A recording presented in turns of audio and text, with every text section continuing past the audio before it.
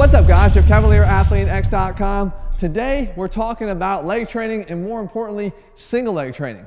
And really even more important than that, where people tend to mess up single leg training because it has a place and needs to be in every single workout program, especially if you're trying to train athletically, because we spend a lot of time on one leg.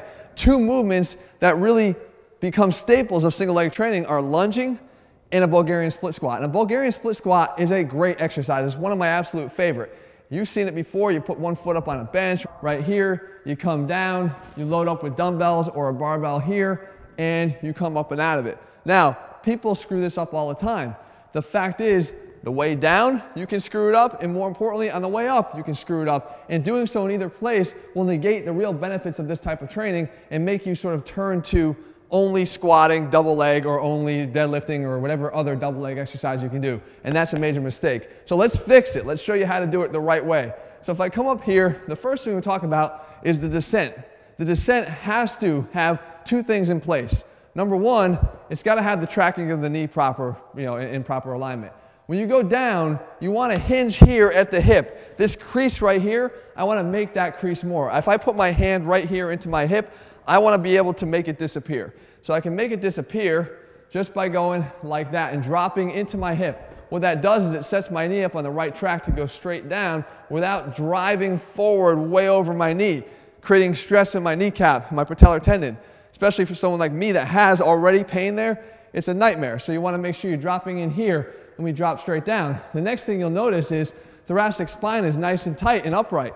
We can do that here just with a dowel. If I lay this over my back, drop it straight down, I can check right away to make sure that I'm doing just that. I'm right here, straight down, the dowel stays with me. If I at all start leaning forward, the dowel's going to start riding away from my low back. So we don't want that. We want to be able to establish it here, stay upright, go straight down, drop it through the hip, drop it through the quad. Okay, now, next part is on the way up. When we come up, this is where I see people totally nullify the effectiveness of the exercise, even if they got the first part right. Because what they do is they push backwards instead of up. Okay, so they come down here and then they do that. They're driving away from the foot. And what you're doing here is first of all, you're missing half of the real kinetic chain and the function of the entire kinetic chain, which is triple extension, getting your hip into extension.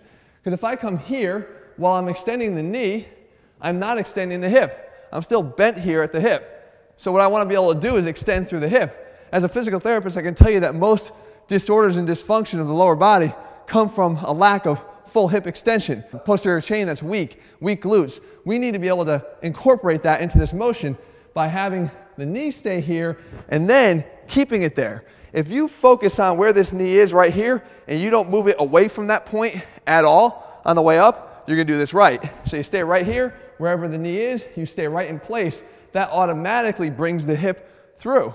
So if you focus solely on your knee, you should be in good shape. We go straight down. We know the knee's not too far over the toes. We know the knee's not too far back.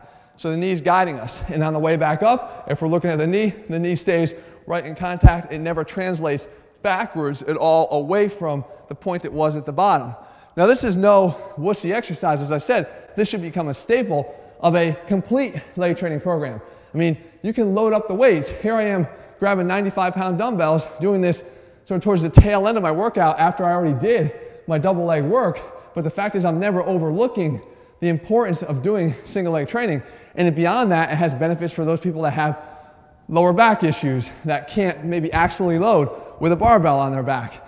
But if you're training legs and trying to overload the legs, the most important thing is if you're going to use the barbell, that's fine. But make sure you get the mechanics of this exercise right so that you don't discount the value of them before you even incorporate it into your program.